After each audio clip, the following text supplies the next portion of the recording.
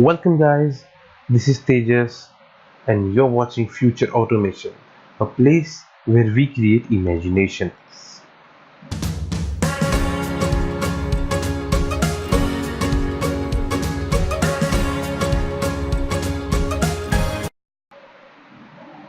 Okay, guys, so today we are going to learn how to send an email using Python. So, such programs are basically used for intimating us about some kind of stuff which is completed in a program. Like if you're copying one file or few files from one place to another, and it might take a minute or half hour.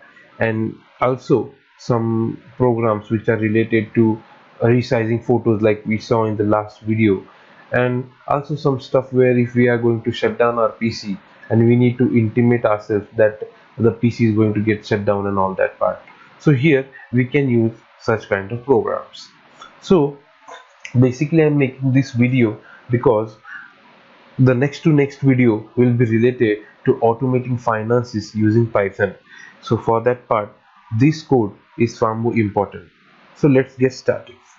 Basically, we use the main library which is called SMTP library here to send the emails. So basically, SMTP means Simple Mail Transfer Protocol, which handles sending emails and routing emails between mail servers.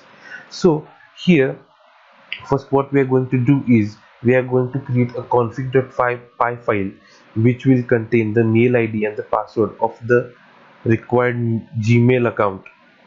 For this program, we are going to use Gmail.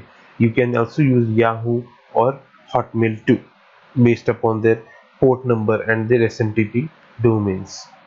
So first we will create a function named def send email, which will have parameters subject and message.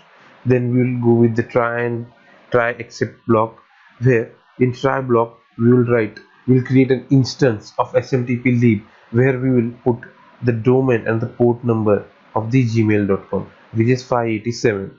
Then we'll go with all the login functionalities where we are going to pass the mail ID and the password, which will be saved in this particular config file. Now the config file will basically consist two variables which will contain an email ID, or you can say email address, and a password, password. So I'm just showing you this here because I have already used my email ID and password. That's why, due to obvious reasons, we can't open that file now. Next we are going to go with the message body, which will contain the subject and the message part, which will be further passed to the send mail function. Next we will use the server.sendMail function, which will consist of three parameters. The first will be the mail address, which will be from, like from our side. The next will be the mail address too, and then the third will be kind of a tuple where we will have subject and message both together, like clubbed together. And then once the mail is sent, we will just quit the server, and then we will print out successfully email sent or any message whichever you like. Or in, if the code doesn't work out, then in except part you can write down a mail like a error function or something.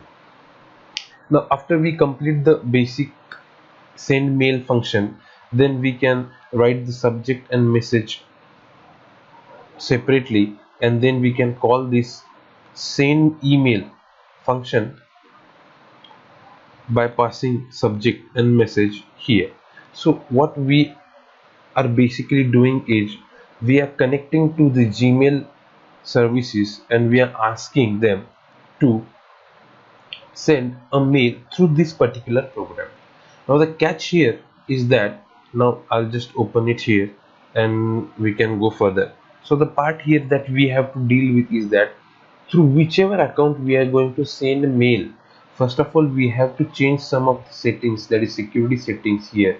And for that we have to go to your manage Google accounts, and from there we can just search here less secure apps, which will take us to that particular path, and we have to on it. Basically it will be closed by default off. You have to just on this toggle switch, and then you can go back to your Gmail account. Once you're done here, then we can run the program and see whether it works or not. So let's go for it. And successfully email sent. So now we'll just check out our Gmail account, and here we can see that we have got a new mail. Now I have used the same mail ID for both to and from, so that's why the mail is coming back to me. Now you can use that particular recipient, that is whoever's mail ID, or to whoever you are sending the mail, and you can